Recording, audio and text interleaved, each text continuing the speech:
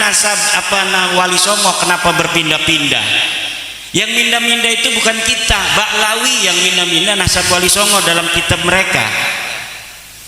Tahun 1960 Salim bin Jindan menulis kitab bahwa tentang Syekh Khalil Bangkalan. Saya melihat sendiri manuskripnya dari cucu Syekh Khalil Bangkalan. Tulisannya tulisan Salim bin Jindan.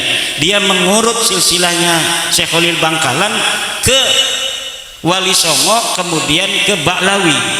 Sementara manuskrip Nusantara yang telah diteliti oleh Profesor Dr. Husein Jayadiningrat tahun 1919, dari berbagai manuskrip yang ada tidak ada itu Wali Songo keturunan Baklawi.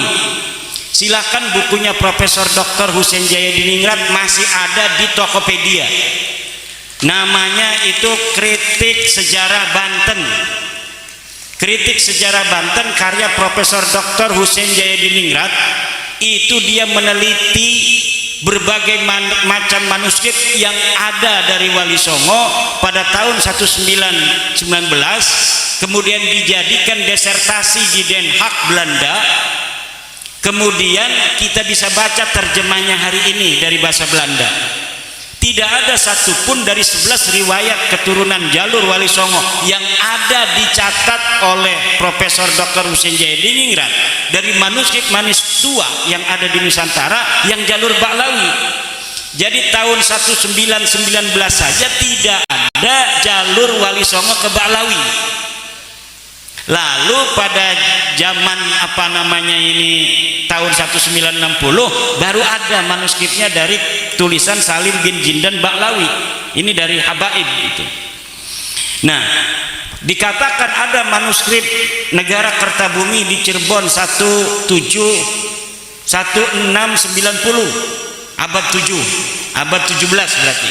Ternyata itu manuskripnya palsu. Manuskrip palsu yang juga ditulis 1960, kemudian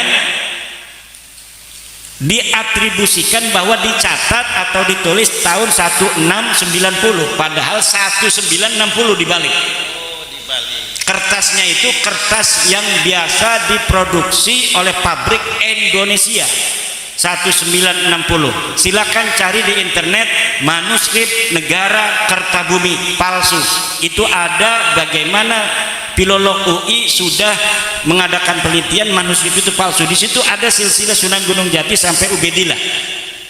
Ternyata manuskrip itu palsu. Pakainya apa itu? Tulisannya tulisan Jawa kuno. Jadi tulisannya Jawa, kemudian tidak berbahasa Belanda, tidak berbahasa Indonesia, tapi tulisan Jawa. Tapi ditulisnya 1960. Di sana ada nasab Wali Songo, terutama Sunan Gunung Jati sampai ke Ubedillah. Ternyata manuskrip ini adalah manuskrip palsu. Satu lagi manuskrip itu Carita Purwaka Caruban Nagari. Purwaka Caruban Nagari itu yang juga ada silsilah ke Baklawi itu sama manuskrip Belanda.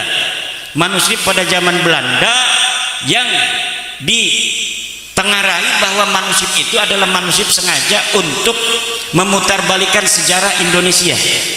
Jadi manuskrip kolonial, manuskrip palsu untuk memotong sejarah Wali Songo dan bangsa Indonesia hari ini. Kenapa? Karena Belanda itu, bapak-bapak, ibu-ibu, mempunyai sebuah kepentingan agar bangsa Indonesia ini jangan bersatu di masa depan. Akhirnya silsilah-silsilah kita yang satu dengan orang Aceh, dengan orang Maluku, dengan orang Bali, dengan orang Kalimantan dipisah-pisah, bahwa tidak ada kaitan keluarga. Padahal semua orang Nusantara ini ada kaitan keluarga. Maka saya sudah katakan nanti saya akan berusaha untuk mengumpulkan segala sumber untuk mendapatkan nasab Nusantara, agar bangsa Indonesia ini bukan hanya merasa dirinya bersaudara dengan perjanjian di atas undang-undang dasar, tapi juga memang kita secara de facto adalah saudara dari sisi darah, sama-sama keturunan Nusantara.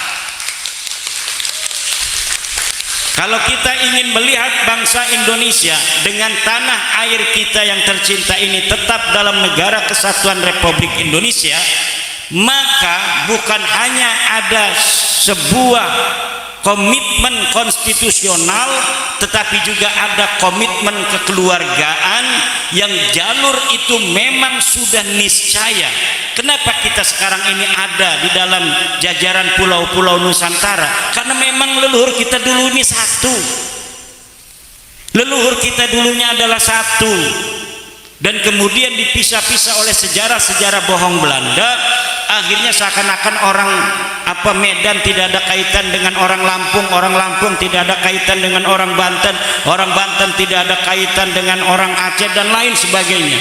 Padahal semuanya bangsa Indonesia ini mempunyai leluhur yang sama di masa lalu, kakek bersama, entah itu 1000 tahun yang lalu, entah 2000 tahun yang lalu, entah 10.000 tahun yang lalu.